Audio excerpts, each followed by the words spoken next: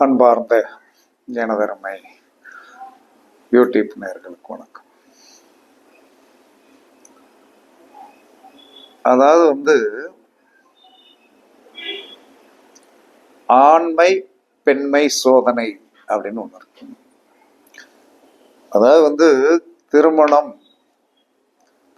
பந்தத்துல என்ன வேணும்? ஆணுக்கு ஆண்மை வேணும், பெண்ணுக்கு பெண்மை வேணும். இது இல்லைன்னா என்ன சொன்னா, கல்யாணத்தை முடிச்சுட்டு என்ன சொன்னா பொத்தி மூடி படுக்கிறதுனால எந்த பிரயோஜனமும் கிடையாது. அப்ப இதற்கு ஆணுடைய ஜாதகத்திலையும்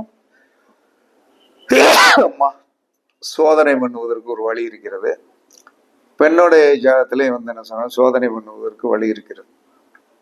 எல்லாரும் என்ன சொல்றாங்கன்னா, ரொம்ப முக்கியமான கான்டென்ட்டான ஒரு வீடியோ போட்டோம்னா நம்ம எவ்வளவு தேடி போடுகிறோம், அதற்கு மரியாதை கிடையாது.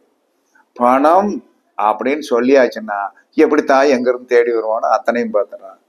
பணம் என்பது கர்மா, ஆன்மீகம் என்பது ஒரு பெரிய வெற்றி. அப்ப நம்ம இந்த மாதிரி வீடியோக்களுக்கு திருமண பந்தத்தில் கவனிக்க வேண்டிய முக்கிய விதிகள் போட்டா நிறைய பேர் பார்க்கவே மாட்டோம். திருமணத்தால் யோகம் பணமழை பொழியன்னு போட்டாச்சுன்னா பார்த்துருவாங்க. என்னையாவது உங்களுடைய இந்த பணம் இருக்கு இல்லையா, இந்த பணம் என்ன சொன்னா சம்பாதிக்க நீங்கள் தெரிந்து கொண்டீர்கள் என்று சொன்னால் அதை முதல்ல நீங்க வெறுத்துருவீங்க.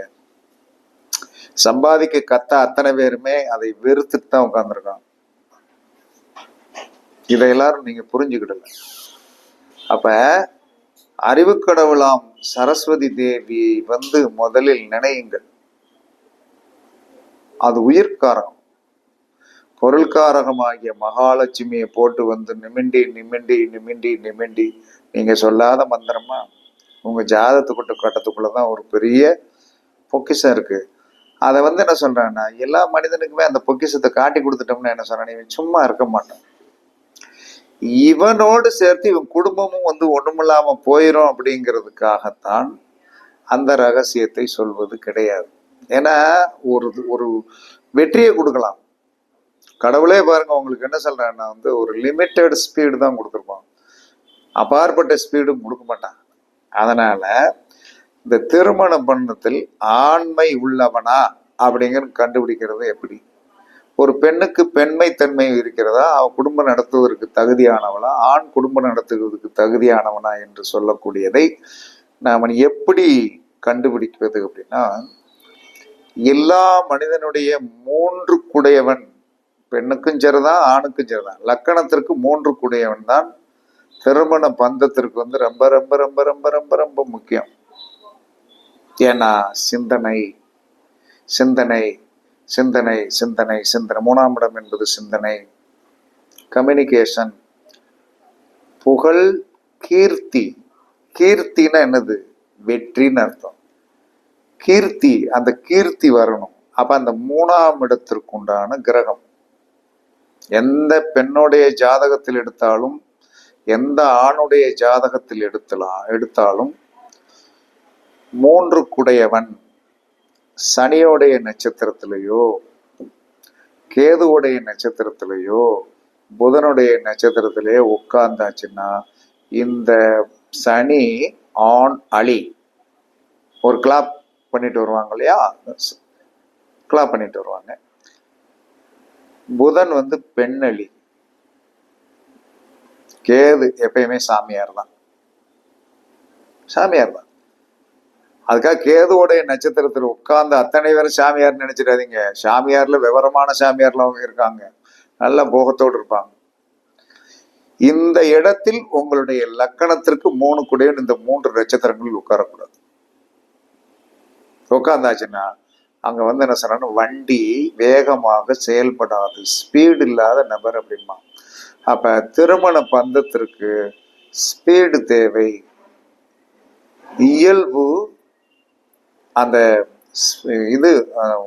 வேகம். ஒரு மணிக்கு எத்தனை கிலோமீட்டர் வேகம் போகும்னு கேட்பான் இல்லையா, குதிரை சக்தி. இப்படிதான் சொல்லணும். அதுக்கு அடுத்து என்ன சொல்லணும், குதிரை சக்தி என்ன சொன்னா சரியாக இருக்கான்னு பார்க்கணும். அப்ப அந்த குதிரை சக்தி இருக்கான்னு ரொம்ப ஷார்ட்டா எவ்வளவு இலகுவான ஒரு ஒரு ஒரு ஜோதிடத்தை இதை கல்யாணம் முடிச்ச பிறகு ஐயோ அவருக்கு ஒண்ணுமே இல்லை அப்படிம்பா. ஐயோ ஒண்ணுமே இல்லை, இப்போ நாங்க எப்படியோ தெரியாம கொடுத்துட்டோம். ஜோசியர் வந்து என்ன சொல்றேன்னா, எங்களுக்கு அப்படி சொன்னாரு இப்படி சொன்னாரு, 19 பொருத்தம் இருக்காருன்னு சொல்லிடுவாங்க. 19 பொருத்தம் இருக்குன்னு சொல்லிட்டாரு, நாங்க அவரை நம்பி கொடுத்துட்டோம் அப்படின்பா. இங்க பார்த்த உடனே என்ன சொன்னா, அவனுக்கு வந்து சரக்கு இல்லையே அப்படின்றலாம், சரக்கு இல்லையே அப்படின்னு சொல்லிடலாம். அப்ப எல்லா மனிதனும் கண்கொத்தி பாம்பாக திருமணம் உங்க ஜாதகத்துல செக் பண்ணி பாருங்க. நீங்க எவ்வளவு விதத்துக்கு கெட்டிக்காரங்க, எவ்வளவு தூரத்திற்கு வந்து வலிமையானவர்கள் அப்படின்னு பார்த்தீங்கன்னா, பெண்ணாக இருந்தாலும் அந்த மகரந்தத்தை வந்து மகரந்த வாசனை உண்டாக்கக்கூடிய சக்தி இருக்கணும். ஆணாக இருந்தாலும் திருமணமும் திருமணத்திற்கு முன்னாடி மகரந்தத்தை வந்து என்ன சொன்ன, மகரந்தம் என்பது வண்டை ஈர்க்கக்கூடியது. அந்த வண்டை ஈர்க்கக்கூடிய சக்தி நம்ம ஜாதகத்தில் இருக்கான்னு பார்த்தீங்கன்னா 100% என்ன சொல்றான்னா வந்து இருந்துச்சுன்னா 100% இருந்துச்சுன்னா என்ன செய்யும், வண்டி ஸ்பீடா இருக்கும். வண்டி ஸ்பீடா இருக்கும். ஏன்னா வந்து நம்ம அனுபவத்தில் தானே சொல்றோம் இது. ஏன்னா அனுபவத்தில் தான் சொல்லணும். அந்த அனுபவம் என்பது பயஜாதத்துல நம்ம பார்க்கணும். 3 கூட எங்கடா உட்காந்துருக்காரு, ஓ சரியான ஆள் தான்ப்பா, பிரச்சனை இல்லப்பா அப்படிங்கணும். வர்றவ ஜாதகத்துல பார்க்கணும்.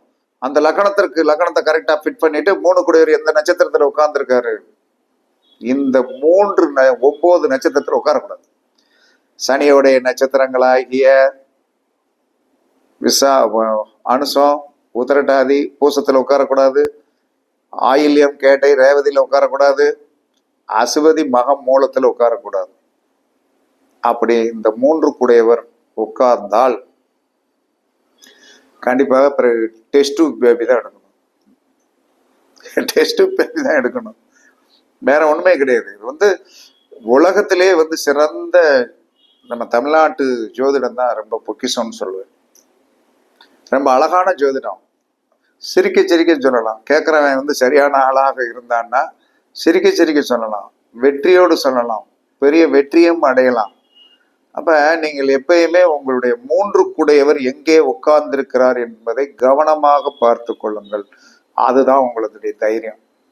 3ஆம் இடம் தைரியஸ்தானம் தான். 3ஆம் இடம் வந்து தைரியஸ்தானம். அந்த 3ஆம் இடத்திற்கு உண்டானவர் என்ன சொன்னான்னு 8ல மறைஞ்சிருக்கிறாரு, 7ல மறைஞ்சிருக்காரு, 12ல மறைஞ்சிருக்கிறாரு. அதை பத்தி எல்லாம் நீங்க கவலைப்படாதீங்க. அவர் வாங்கிய சாரநாதன் அலி நட்சத்திரங்களில் உட்காரக்கூடாது. அலி நட்சத்திரங்களில் உட்காரக்கூடாது.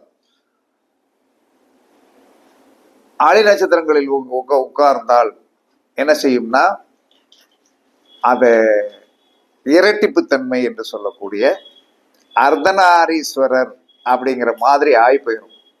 அதனால வாழ்க்கையில் சுகப்பட வேண்டும் என்று சொன்னால் ஜாதகத்தை பார்க்கும்போது ஆண் ஆண்மைத்தன்மை உடையவனா, பெண் பெண்மைத்தன்மை உடையவளாக என்பதை அவனுடைய 3 குடைய நட்சத்திரம் உட்கார்ந்ததை வைத்து நாம் தீர்மானம் பண்ணிவிடலாம். அந்த உட்கார்ந்த இடம் என்பது உட்கார்ந்த நட்சத்திரங்கள் சனி புதன் கேதுவுடைய நட்சத்திரமாக இருக்கக்கூடாது. இது நம்பர் 1. ஆனால் இன்னொரு விஷயம் இருக்கு. அலி நட்சத்திரங்களில் வரிசையில் ஜோதிட சாஸ்திரத்துல இன்னும் ஒரு 2 நட்சத்திரம் சொல்லியிருக்கான். என்ன நட்சத்திரம்? மிருகசீரிடம் அலி நட்சத்திரம், சதயம் அலி நட்சத்திரம், மூலம் அலி நட்சத்திரம். இது 2வது தரமானது. 3 குடையவன் சனி நட்சத்திரம் புதன் கேது நட்சத்திரத்தில் உட்காரக்கூடாது. சாஸ்திரத்துல வந்து ஒரு விதி சொல்லியிருக்கான். அலி நட்சத்திரம் என்பது மிருகசீரிடம், சதயம், மூலம், இந்த 3 அலி நட்சத்திரம். இதுலயும் உட்காராமல் பார்த்து பெண்ணை கொடுத்தீர்கள் என்று சொன்னால், ஆணை வந்து என்ன சொன்ன மாப்பிள்ளையாக எடுத்தோம் என்று சொன்னால், பிள்ளைகள் இல்லற வாழ்க்கையில் வந்து சங்கடப்பட மாட்டாங்க, நல்லா இருப்பாங்க, ஹாப்பினஸா இருப்பாங்க. நமக்கு தேவை அதுதான். அதை விட்டுட்டு என்ன சொல்லலாம்னா நம்ம வந்து ஏனோ தானோ என்று சொல்லி ஒரு விஷயத்தை வந்து நம்ம வந்து செயல்படுத்தினோம் என்று சொன்னால் கண்டிப்பாக குழந்தைகளுடைய வாழ்க்கை வந்து நல்லா இருக்காது. வாழ்க்கை என்பது வாழ்வதற்கு விதைத்தால் முளைக்க வேண்டும். ஓடி பிடிச்சு விளையாடணும். குழந்தைகள் வந்து ஓடி பிடிச்சு விளையாடணும். அதான் கல்யாணம். அப்பதான் பிள்ளைகள் வரும். எதுவுமே இல்லாம என்ன சொன்னா வந்து இந்த மாதிரி அமைப்புகளை ஜோதிடர்கள் பார்க்க வேண்டும். இதெல்லாம் நல்லா குறிச்சு வச்சுக்கோங்க. நான் போடுகின்ற வீடியோக்கள் அனைத்துமே என்ன சொன்னா எனக்கு திருப்தியாகத்தான் நான் பேசுவேன். எனக்கு திருப்தியாகத்தான் பேசணும். எனக்கு திருப்தியாக பேசி வந்தேன்னு சொன்னா எல்லாருக்கும் வந்து இலகுவாக புரிகின்ற அளவுக்கு சொல்லுவதுதான் ஜோதிடம். அதனால வந்து எனக்கெல்லாம் வந்து என்ன சொன்ன இந்த மாதிரி எல்லாம் வந்து என்ன சொல்றான்னா வந்து அது ஒரு இந்த காலேஜில் படிக்கிற படிப்பு மாதிரி எல்லாம் என்னால படிக்க முடியாது.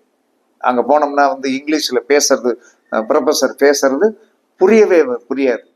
ஆமா, ப்ரொஃபஸர் பேசுறது புரியவே. அவர் ஓட்டு கென்ஸ் எடுத்துட்டு ஒரு எழுதி போட்டு போயிடுவார். இதுதான் ப்ரொஃபஸர் வேலை. ஜோதிடத்தில் ப்ரொஃபஸர் வேலை வந்து தேவையில்லை. 1ஆம் கிளாஸ் பையனுக்கு அப்படி ஆனா போட சொல்லி கொடுத்து அவன் அந்த மெதல பேச்சுல வந்து எழுதக்கூடிய அப்படி ஒரு சக்தி வாய்ந்தது தான் ஜோதிடமே தவிர ப்ரொஃபஸர் அப்படின்னா என்ன?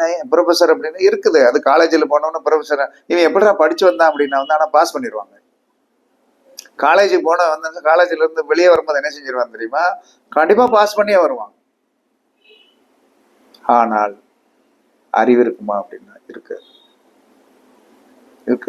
என்ன காரணம்னா அங்க இருக்கிற எப்படா பாஸ் பண்ண அப்படின்னம்னா அப்ப நம்மளுடைய இளமை கல்வி என்பது மாதிரி இருக்கணும். அந்த இளமை கல்வியில தான் நம்ம 10ஆம் வகுப்பு வரைக்கும் எப்படி வந்து ஒரு இதை கத்துக்கிடுறதுக்கு திண்டாடுவோம். அதை சொல்லிக் கொடுக்கின்ற வாத்தியார்கள் வந்து எவ்வளவு தூரத்திற்கு திறமைசாலிகள் என்பதை நீங்கள் 10th 1ஆப்ல இருந்து 10th படிச்சவங்க நீங்க புரிஞ்சீங்கன்னா அதுலதான் உங்களுடைய அறிவு கலசம் வந்து வளர்ந்துருக்கும். அதற்கு பிறகு +1க்கு பிறகு லேசா அரும்பு மீசம் முளைஞ்சிரும். ஓரளவுக்கு இவனுக்கு வந்து திறமை வந்துடும். அதுக்கடுத்து என்ன சொன்னா +2 முடிச்சிருவான். +2 முடிச்சு காலேஜுக்கு போனான்னா என்ன சொன்னா ஒரு நோட்டை தானே கொண்டு போறேன். ஒரு நோட்டை கொண்டு போயிட்டேன்னு காலேஜ் சாயந்தரம் வந்துடுவான். ஏடா பாஸ் பண்ணிட்டு பாஸ் பண்ணிட்டு எத்தனைடா அரியர் இருக்கு? ஒரு 4 அரியர் இருக்கு, எழுதிடுவேன் எப்படிமா. இப்படித்தான் அந்த கல்வி இருக்கிறது. அடிப்படை கல்வி என்பது 1ல இருந்து 10 வரைக்கும் தான். இதை எவன் ஒருவன் இதான் ஜோதிடம். இதுல கரெக்டா ஃபிட் பண்ணீங்கன்னா கண்டிப்பாக நீங்களும் அந்த பெரிய ஜோதிடராக வரலாம். அதுக்கு விதி வேணும். ஜோதிடராக வருவதற்கு விதி வேணும். ஏன்னா பெரிய ஜோதிடர் பெரிய புலமை வாய்ந்தவன்லாம் இன்றும் எனக்கு தெரிஞ்சு என்ன சொன்னான்னா வெளியே சொல்லாத தருத்திரத்துல இருக்காங்க. எப்படி சொல்ல முடியும்? நான் 10 பேருக்கு வாத்தியாரா இருக்கேன், எனக்கு போய் துட்டு இல்லைன்னு நான் சொல்ல முடியுமா? அவன் கேட்பான், என்னையா வந்து இத்தனை பேருக்கு ஜோதிஷன் உனக்கு துட்டு இல்லைன்னு சொன்னேன்னா என்ன அர்த்தம்? அந்த கௌரவத்திற்காக அனைவருமே என்ன சொல்றான்னா வெளியே சொல்லாத ஒரு அமைப்பில் இருக்கிறார்கள். நன்றாக கலர்ந்த அறிவு சார்ந்த ஜோதிடர்கள் அனைவருக்குமே இந்த தருத்திரம் உண்டு. ஏன்னா அவனை நாடி நிறைய பேர் வரமாட்டான். அறகுறை நாடி வந்து ஒரு 5000 பேர் வருவான், 10,000 பேர் போவான், எல்லாமே போவான். முழுமையாக கற்ற எந்த ஒரு கோயில் வந்து என்ன சொல்றான்னா பூசாரி திறந்து வச்சுட்டு உட்காந்துருப்பாரு. ஒரு கோயில கூட்டம் அலமோதிட்டு இருக்கும், இன்னொரு கோயில வந்து கூட்டமே இருக்காது.